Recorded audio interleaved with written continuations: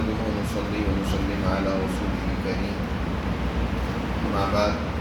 فأعوذ بالله من الشيطان الرجيم بسم الله الرحمن الرحيم اقتربت الساعة وانشق القمر وإن يروا آية يعرضوا ويقولوا سحر مستمر وكذبوا واتبعوا أهواءهم وكل أمر مستقر ولقد جاءهم من الأنباء ما فيه مزدجر حكمة بالغة فما تغني النذر فتول عنهم يوم يدعو الداعي إلى شيء نكر خش عن أبصارهم يخرجون من الأجداث كأنهم جراد منتشر مهطعين إلى الداعي يقول الكافرون هذا يوم عسر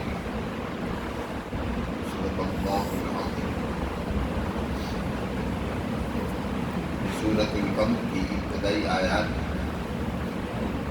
یہ سورہ مبارکہ نبی کریم صلی اللہ علیہ وسلم کا مکی دور کے وسطی زمانہ میں نازل ہوئی. اس سورہ مبارکہ میں بھی اللہ سبحانہ و تعالی نے وقوع قیامت اور اس کے بعد انسانی جزا و سزا کے اعمال کا تذکرہ کیا ہے اور گزشتہ اقوام کے واقعات سے استدلال کر کے بھی اس حقیقت بھی واضح کی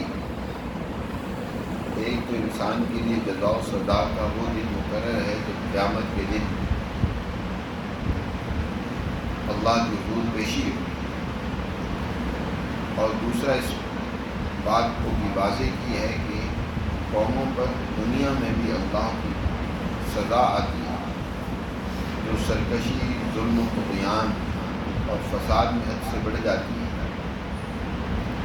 تم عبرت حاصل کرو گزشتہ اقوام سے، کس طرح اللہ نے ان قوموں کو دنیا میں بھی نشان عبرت بنائے.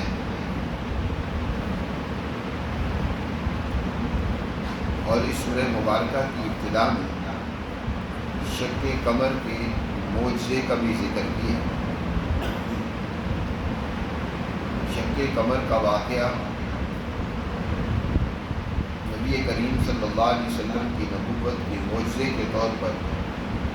مینا کے میدان میں مشرکین کے مطالبہ پر پیش آیا. ہجرت سے 5 سال قبل نبی کریم صلی اللہ علیہ وسلم کی دعوت کو ہر طرف سے ٹھکرایا جا رہا ہے اور آپ کی دعوت کو قبول کرنے والوں پر عرصہ حیات تنگ کیا جا رہا تھا. اس وقت مشرکین مکہ کے سرغنہ حضور صلی اللہ علیہ وسلم سے طرح طرح کے مطالبات بھی کرتے تھے. اگر آپ نبی کبھی کہتے ہیں پہاڑوں کا سونے کا بنا دیں، یہاں چشمے بہا دیں،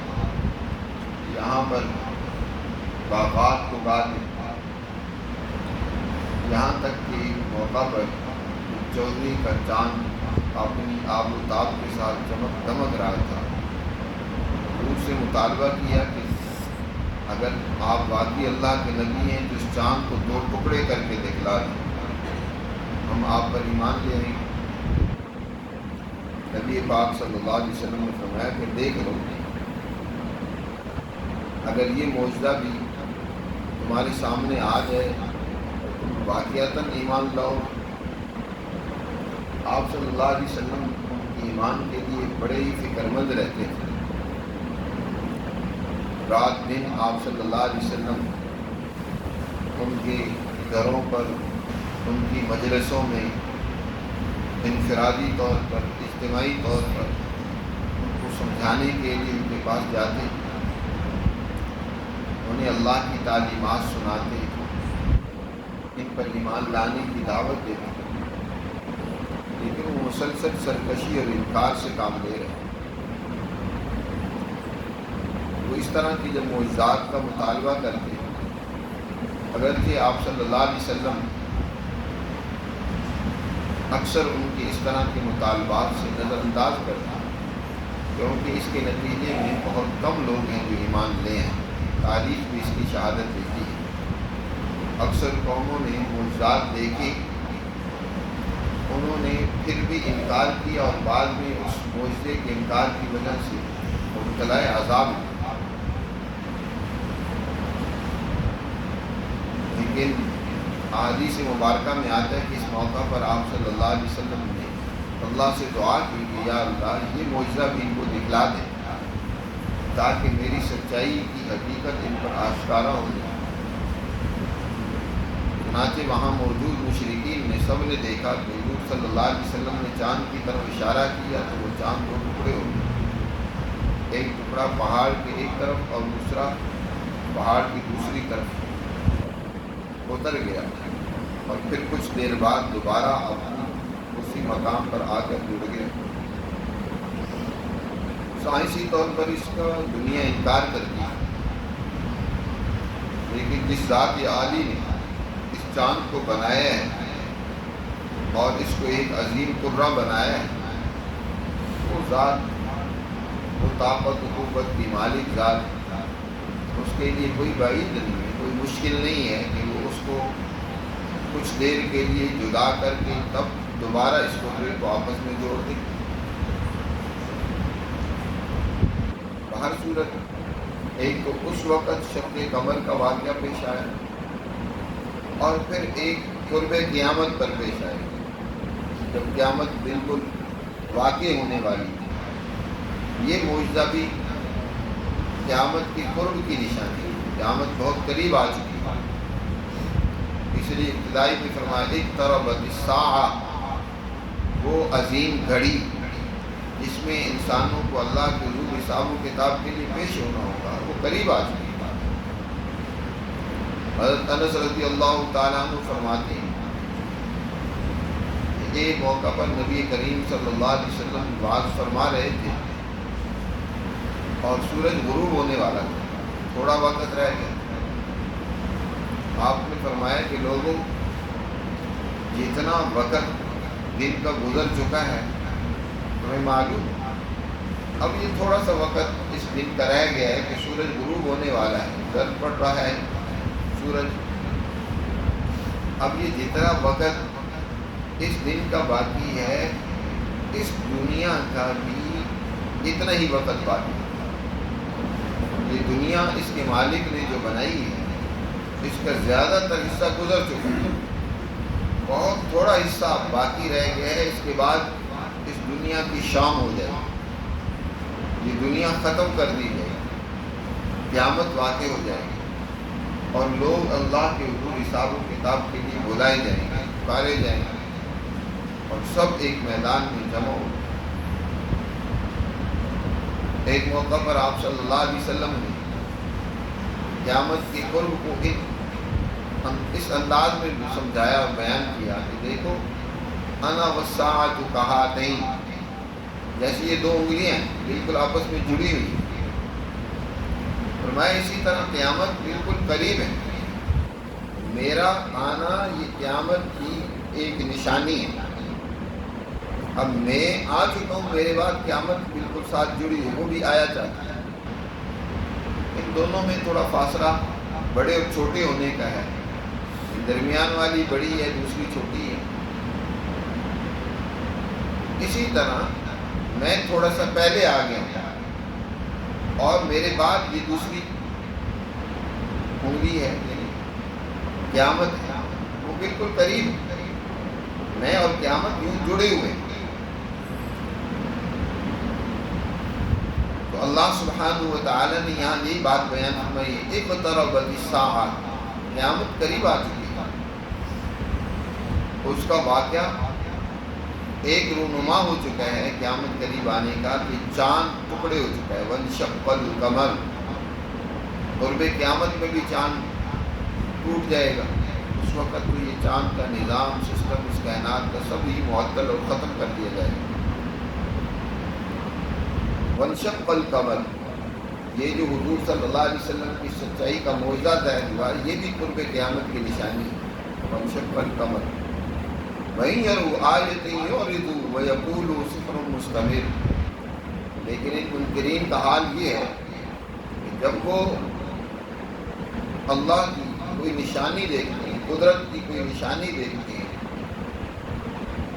تو بجائے اللہ کے سامنے اپنے آپ کو جھکانے کے الٹا اعراض کرتے ہیں، یعرضوا، اور کہتے ہیں سحر مستمر، یہ ایک بڑا مضبوط جادو ہے۔ مستمر مرت ان سے ہو جس کا معنی ہے بڑا مضبوط طاقتور جادو، سحر مستمر، یا استمرہ یستمر، اس کا معنی گزر جانا، یہ ایک ایسا جادو ہے جس کے اثرات جلدی ختم ہو جائیں گے، کوئی اتنے پائیدار نہیں ہے کہ آگے بھی اس کے اثرات رہیں۔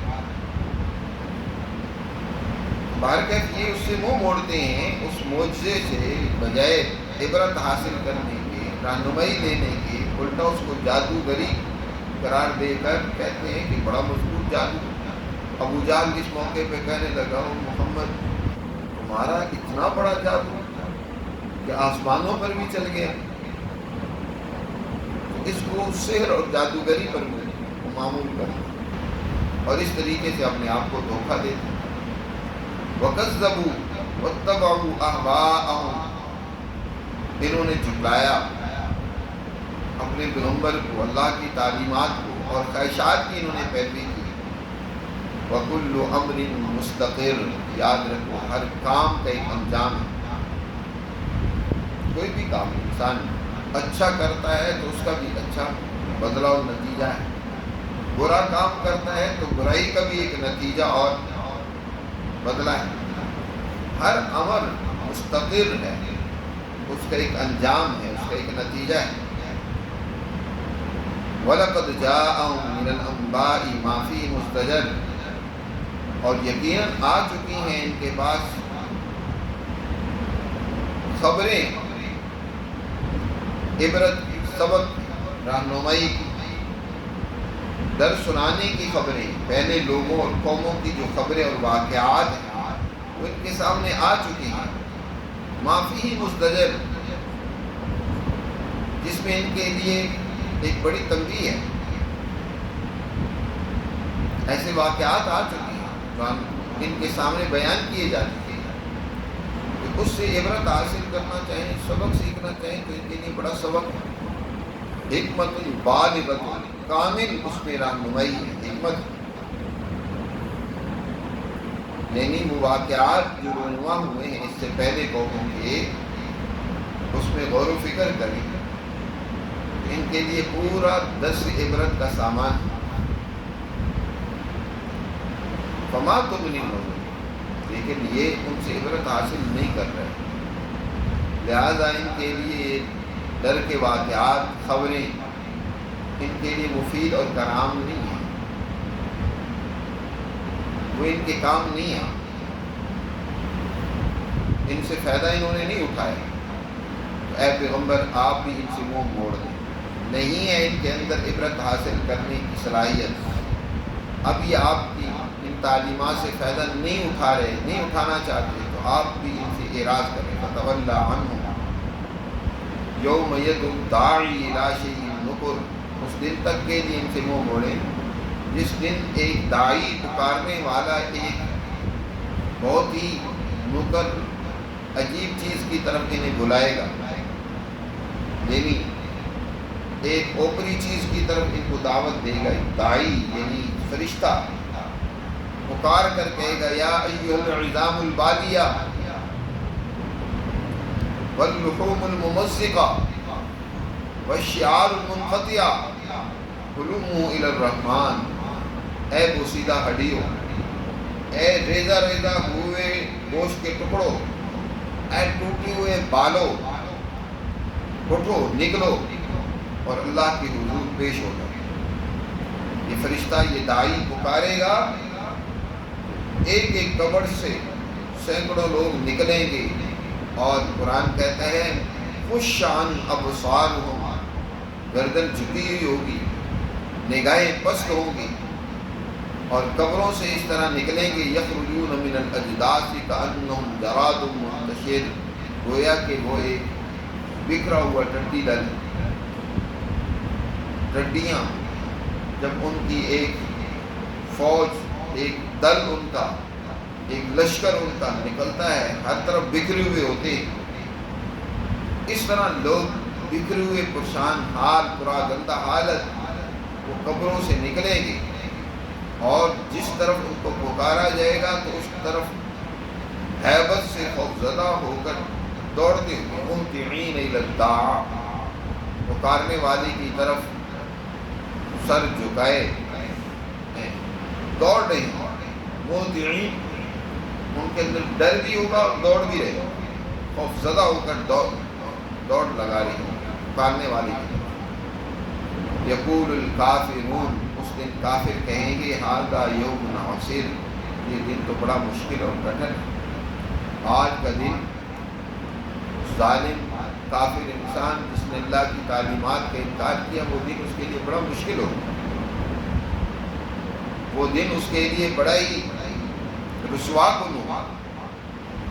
اللہ کی حضور پیشی ہو، اللہ کی ہیبت و جلال ان پر طاری ہوگا، اور اپنے اعمال کی سزا ان کے سامنے ہوگا، ڈری ہوئے خوف زدہ، دل لرزہ و ترسام ہوں گے اور اللہ کے حضور پیش ہو رہے ہیں۔ وہ دن بھی ان کافروں کے لیے بڑا رسوا کن ہو۔ دنیا میں بھی اللہ سبحانہ و تعالیٰ کی طرف سے ایسی قوموں کے لیے وہ الساعہ گھڑی ایک متعین ہے جس دن ان کو سزا ملتی ہے، جیسے بدر کے میدان میں مکہ کے کافروں کو سزا ملی، اس طرح پہلی قومیں۔ چنانچہ اگلی آیات میں اللہ سبحانہ و تعالیٰ نے گزشتہ قوموں کے واقعات کا تذکرہ کیا ہے، اس پر انشاءاللہ آئندہ درس میں تفصیل سے بات ہوگی۔ اللہم صلی اللہ علیہ وسلم۔